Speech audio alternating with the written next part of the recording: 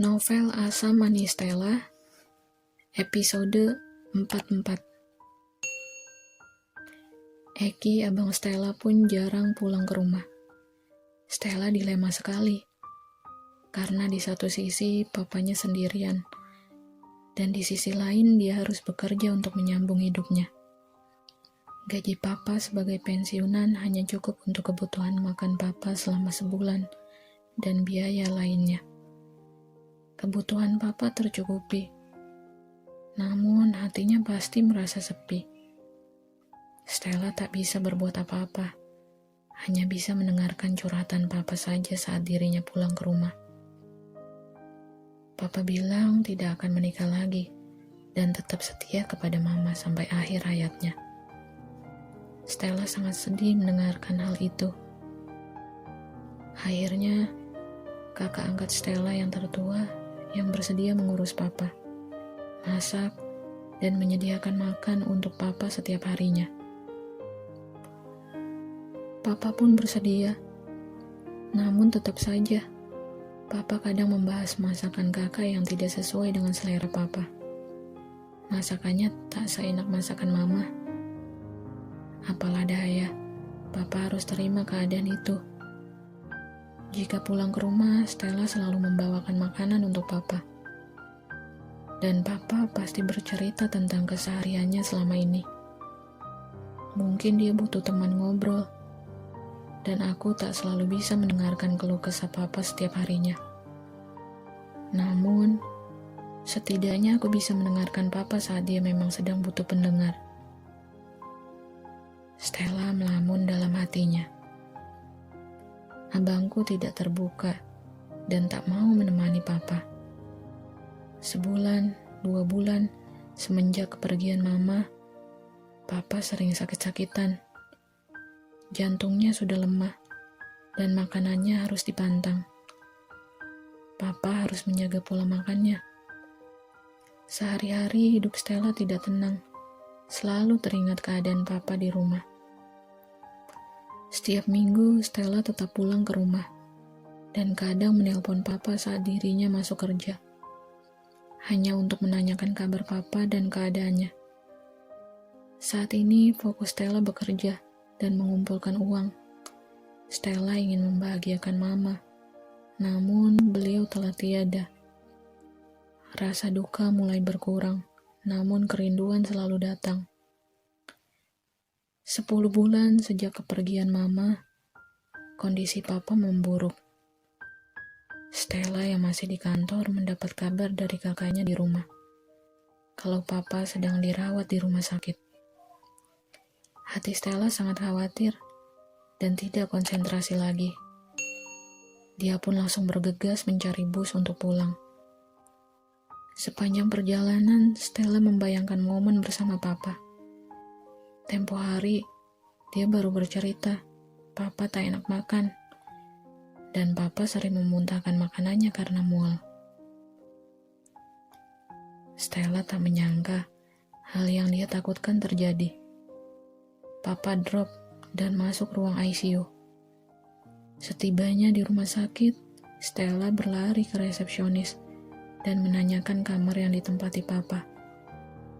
Stella sangat khawatir dengan keadaan papa. Beliau masih tak sadarkan diri. Sedih rasanya melihat sosok lelaki parubaya yang disayanginya terkulai lemah.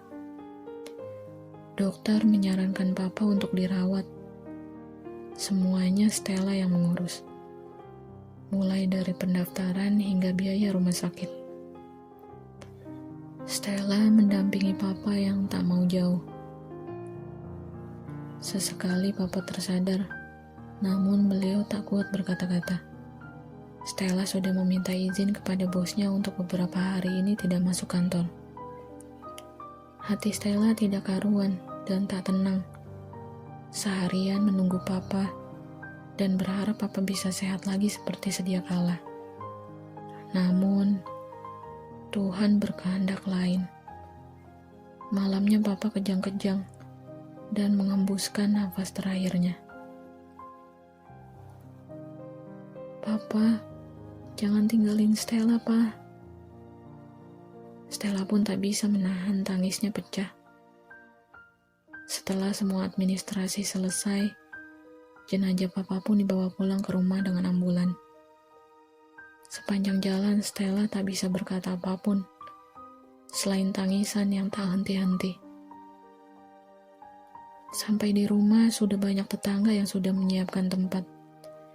Jenazah papa akan dimakamkan besok pagi. Sepanjang malam, Stella hanya bisa menangis dan meratapi nasibnya. Dalam 1 tahun, dia ditinggalkan oleh orang-orang yang dicintainya. Rupanya papa sangat setia terhadap mama. Sehidup semati. Begitu besar rasa cinta papa. Keesokan harinya, usai pemakaman selesai, Stella kembali ke rumah hanya untuk istirahat sejenak. Pikirannya masih belum bisa dinetralkan. Hatinya masih sedih dan mungkin butuh waktu yang agak lama untuk normal seperti semula. Tidak ada lagi orang tua yang selalu menantikannya pulang, yang menunggu makan malam bersama, dan memeluknya dengan penuh cinta dan kasih sayang yang tulus. Mereka berdua adalah penyemangat Stella selama ini. Mungkin setelah ini Stella akan jarang pulang, dan mungkin rumah ini tak akan bisa ditempatinya lagi, hanya untuk sekedar melepas rindu. Rumah ini menyimpan banyak kenangan dan rasanya sedih jika berlama-lama di sini. Kuputuskan untuk kembali ke Tangerang besok pagi. Hanya doa yang selalu kupanjatkan untuk mama dan papa. Stella gak akan pernah melupakan mama dan papa. Stella akan selalu berdoa untuk mama dan papa, ucap Stella dalam hatinya. Paginya, Stella bersiap-siap pergi dan memulai harinya dengan suasana baru. Perasaan masih sedih, namun tak mau diperlihatkan ke teman-temannya. Untungnya, Stella masih memiliki teman-teman yang sangat care terhadapnya. Stella tak merasa kesepian dan bisa sedikit membantunya menenangkan hati. Dengan rutinitas pekerjaan yang memang menyita waktunya, kadang juga membuat Stella lupa akan rasa sedihnya. Stella menyibukkan dirinya dengan bekerja dan bekerja. Kadang ada rasa penyesalan dalam dirinya karena belum sempat membahagiakan mama dan papa. Saat Stella sudah bekerja dan mempunyai penghasilan yang cukup, namun mereka telah tiada. Semuanya berkat mereka. Dan semuanya tinggal kenangan. Semangatnya mulai berkurang, namun teman-teman Stella yang selalu meyakinkan untuk bangkit. Aku gak boleh terus meratapi kesedihan, dan aku harus berjuang terus demi cita-citaku. Seiring berjalannya waktu, bulan berganti bulan. Setelah 3 tahun kepergian mama dan papa, Stella mengerjakan semuanya sendiri. Hidupnya dilalui dengan bekerja, menulis, berkumpul dengan teman-temannya. Rasanya Stella ingin melakukan hal baru, mencari tempat baru, dan lingkungan baru. Stella agak penat dengan suasana saat ini, dan ingin rasanya berpetualang ke negara orang. Kebetulan sekali Stella mendapatkan tawaran bekerja di Qatar. Teman kuliahnya dulu yang menawarkannya. Stella sangat antusias, dan dia pun memutuskan untuk resign dari kantornya. Teman-temannya merasa sangat kaget dan kehilangan karena Stella pergi ke tempat yang jauh. Stella sangat bersemangat karena dirinya akan keluar negeri bekerja dan mengumpulkan uang. Tanpa biaya apapun, Stella pun berangkat ke negara Timur Tengah tersebut. Negara yang terkenal kaya raya dan nilai mata uangnya yang fantastis. Stella merasa sangat beruntung karena mendapatkan kesempatan untuk mewujudkan cita-citanya. Negara yang memang dari dulu diidam-idamkannya. negara gurun pasir yang eksotis.